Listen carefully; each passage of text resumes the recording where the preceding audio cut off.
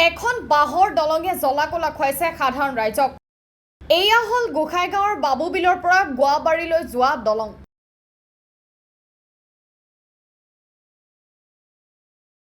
এইখন দলঙেৰে বহুকেইখন গাঁৱৰ ৰাইজে যাতায়াত কৰে, কিন্তু আজিলৈকে নহ'ল পকী দলং। এম্বুলেন্স যোৱাৰো নাই কোনো পথ। নিৰ্বাচনৰ সময়ত বিভিন্ন ৰাজনৈতিক দলে প্ৰতিশ্ৰুতি দিয়ে, কিন্তু নিৰ্বাচন পাৰ হোৱাৰ পিছত নাই কোনো খবৰ।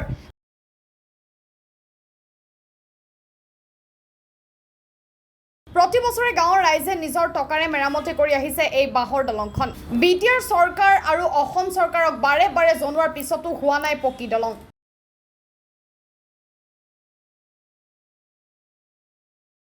বাতৰি প্ৰকাশ হোৱাৰ পিছত বিটিআৰ চৰকাৰ আৰু অসম চৰকাৰে কেনেধৰণৰ গুৰুত্ব দিয়ে সেয়া হ'ব পৰৱৰ্তী সময়ত লক্ষণীয়।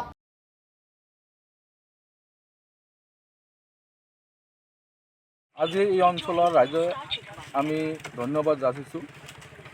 আজি নিউজ বজাৰখনত এই আমাৰ গোৱাবাৰী বাহুবিল মদাতী নদী সংযোগী ব্ৰিজখন দীৰ্ঘদিন ধৰি আমাৰ এই ব্ৰিজখন জৰাজীৰ্ণ অৱস্থা হৈ আছে। গতিকে আমি এই অঞ্চলৰ ৰাইজে দীৰ্ঘদিন ধৰি দুয়োখন চৰকাৰক আমি বাৰম্বাৰ অনুৰোধ কৰিছিলোঁ, আহ্বান কৰিছিলোঁ এই ব্ৰিজখন যাতে অতি সোনকালে মেৰামতি কৰি দিয়ে। কিন্তু দুৰ্ভাগ্যজনক কথা, এই যেতিয়ালৈকে নিৰ্বাচন আহে তেতিয়ালৈকে আমাৰ কৃতপক্ষ তথা চৰকাৰী মানুহখিনি ইয়াত আহে, বিভিন্ন ধৰণৰ আমাক প্ৰতিশ্ৰুতি দিয়ে, কিন্তু নিৰ্বাচন যেতিয়াই পাৰ হৈ যায় তেতিয়া সিহঁতে আমাৰ এই ব্ৰিজখনৰ কোনো খোজ খবৰ বা কোনো খা খবৰ নলয়। কিন্তু দুৰ্ভাগ্যজনক কথা, এই অঞ্চলত এই ব্ৰিজখনৰ ওপৰেদি আজি 10 থেকে 12খন গাঁৱৰ মানুহ অহা যোৱা কৰে, স্কুলৰ ল'ৰা ছোৱালীও অহা যোৱা কৰে, কলেজ যাবলগীয়া হ'লে এই ব্ৰিজখনেদি যাব লগা হয়। কিন্তু যেতিয়া বৰ্ষা দিন আহে, বৰ্ষাকালত এই বাঁহৰ চাংখন উৰাই লৈ যায়, তেতিয়া আমাৰ ল'ৰা ছোৱালীখিনি স্কুল যোৱাত অসুবিধা বোধ কৰে। আৰু কিছুমান ল'ৰা ছোৱালীও দুৰ্ভাগ্যজনক কথা, ওপৰেদি যাওঁতে ইয়াত নদীত বাগৰিও পৰিছিল। আৰু আমাৰ যেতিয়া এই অঞ্চলৰ মা বা গৰ্ভৱতী কিছুমান মায়ে গৰ্ভধাৰণ কৰে, আমাৰ এই ব্ৰিজখন দিয়ে চাৰিচকীয়া বাহন ল'বলৈ বিশেষকৈ অসুবিধা হয়। কিছুমান মা ভণ্টি আমাৰ এই কাৰণত চাৰিচকীয়া বাহন যাব নোৱাৰাত মৰিব লগাও হৈছিল, গৰ্ভ অৱস্থাত মৰিব লগাও হৈছিল।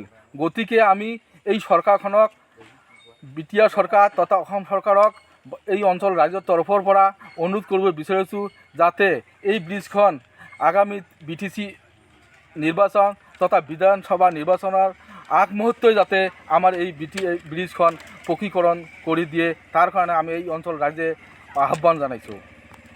চাওক, এই ব্ৰিজখন দিয়ে 10 থেকে 12খন গাঁৱৰ মানুহ অহা যোৱা কৰে। বাংলাবাৰী, তুলসীবিল, তাজপুৰ, লালপাৰা, তোমাৰ হংসবিল, চাকমা, ছোটো চাকমা, গোৱাবাৰী, মদাতী, তুলসীবিল, বিভিন্ন অঞ্চলৰ মানুহ অহা যোৱা কৰে এই ব্ৰিজৰ ওপৰেদি। কিন্তু যেতিয়ালৈকে এই বাঁহৰ চাংখন নষ্ট হৈ যায়, ভাঙি যায়, এই অঞ্চলৰ দুখীয়া মানুহখিনিয়ে প্ৰতি ঘৰে ঘৰে গৈ বাক আলোচনা কৰি নিজে শ্ৰম দি এই ব্ৰিজখন বনাব লগা হয়। হয়, আপোনালোক ইয়াত অহাৰ কাৰণে আপোনালোকক আমাৰ ৰাইজৰ পৰা ধন্যবাদ জ্ঞাপন কৰিছোঁ। আমি আৰু ABMC হৈ আপোনাক ধন্যবাদ জ্ঞাপন কৰিছোঁ। এই ব্ৰিজখন বহুতৰে অসুবিধা হৈ আছে। এই ব্ৰিজখন বাহুবিল আৰু মদাতীৰ ওপৰত, বাহুবিল আৰু লালু বস্তিৰ ওপৰত। এই ব্ৰিজখনত বহুত ল'ৰা ছোৱালী, কলেজৰ ল'ৰা ছোৱালী স্কুল যায়, যাওঁতে বহুতো ল'ৰা ছোৱালী পৰি গৈছে। এই ব্ৰিজখনৰ দলংখনৰ ওপৰত বাংলাবাৰী, তাজপুৰ, হংসবিল, চাকমা, ছোটো চাকমা, মদাতী, বাহুবিল গোটেইৰে মানুহ অহা যোৱা কৰে। এই ব্ৰিজখন ইলেকশ্যনৰ আগত বহুতো প্ৰতিনিধি আহে আৰু প্ৰতিশ্ৰুতিও দিয়ে আমালোকক যে পকী ব্ৰিজ হ'ব, পকী ব্ৰিজ হ'ব, কিন্তু এতিয়ালৈকে হোৱা নাই। আৰু ইয়াতো বহুতো মা ভনী আছে, গৰ্ভৱতী অৱস্থাত বহুতৰে অসুবিধা হৈছিল, কাৰণ চাৰিচকীয়া বাহন ইয়াতে অহা যোৱা কৰিব নোৱাৰে। গতিকে আমি ৰাইজে হৈ এই ব্ৰিজখন সকলো সময়ত বাঁহৰেৰে মেৰামতি কৰি থাকোঁ, কিন্তু বাৰিষা কালত বহুত প্ৰব্লেম হৈ যায়। তেতিয়া ল'ৰা ছোৱালীবিলাকো স্কুল যাবলৈ ৰেল লাইনেৰে যাব লাগে। তেতিয়া এনে ৰেল লাইনত বহুতো ঘটনা ঘটি আছে, আপোনালোকে গমেই পায়। ব্ৰিজখন নোহোৱাৰ কাৰণ কি? ব্ৰিজখন নোহোৱাৰ কাৰণে এইটো আমি BTC চৰকাৰ তথা অসম চৰকাৰকো আমি বহুতবাৰ মানে নিউজ যোগে আমি কৈছিলোঁ।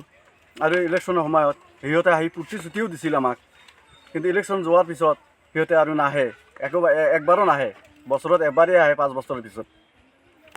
প্ৰমোদ বড়োক কি ক'ব? প্ৰমোদ বড়ো বা আমি মুখ্যমন্ত্ৰী BTC চিফ তথা প্ৰমোদ বড়ো ডাঙৰীয়াক আমি অনুৰোধ কৰোঁ, এই বাঁহৰ দলংখন অতি সোনকালে যাতে পকী ব্ৰিজ বনাই দিয়ে, কাৰণ ইয়াত বহুতৰো অসুবিধা হৈ আছে।